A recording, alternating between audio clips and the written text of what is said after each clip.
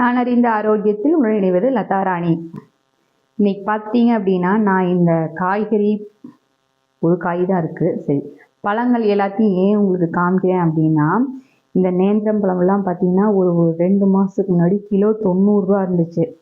அப்போல்லாம் நமக்கு இப்படி டெய்லியும் எல்லாம் சாப்பிடல. அந்த மாதத்தில் ஒரு 1 or 2 டைம் சாப்பிட்றது ஒரு பெரிய விஷயமா இருந்தது. இப்போ பார்த்துட்டிங்கன்னா எனக்கு இத்தனை நேந்திரம் பழமே எனக்கு 120 ரூபாய்க்கு கிடச்சிது. So happy. நான் அதை வாங்கிட்டு வந்துட்டேன். அதுக்கப்புறம் இந்த பப்பாளி பார்த்தீங்கன்னா 1 40 ரூபா தான். அதுக்கப்புறம் சிகப்பு கொய்யா, வெள்ளை கொய்யாவை விட சிகப்பு கொய்யா வந்து உடம்புக்கு ரொம்ப நல்லது. இந்த சப்போட்டா எனக்கு தெரிஞ்சு என்னுடைய வயது 41 வயசு அனுபவத்தில் இவ்வளோ பெரிய சப்போட்டா நான் பார்த்ததே கிடையாது.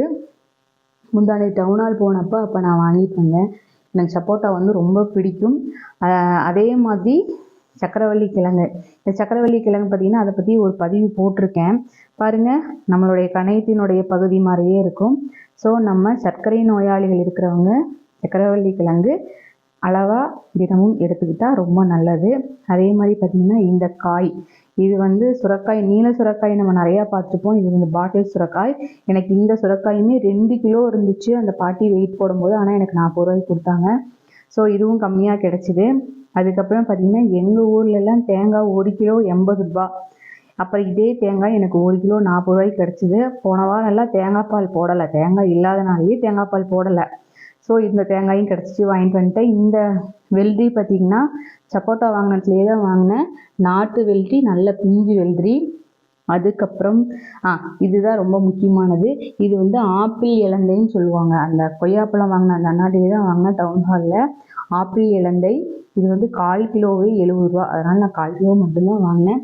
வாங்கிட்டு வந்த உடனே நான் 3 பழம் சாப்பிட்டாச்சு. இந்த 2 தான் இருக்குது. நான் இந்த பதிவு எதுக்காக போடுறேன்னு கேட்டிங்கன்னா, நமக்கு எல்லாம் கம்மியாக கிடைக்கிற சமயத்தில் நம்ம அதை தினந்தோறும் பயன்படுத்திக்கிட்டோம் அப்படின்னா நமக்கு ரொம்ப நல்லாயிருக்கும். அப்புறம் நமக்கு விலை ஜாஸ்தியாக இருக்கும்போது நம்ம அளவாக பயன்படுத்திக்கலாம்.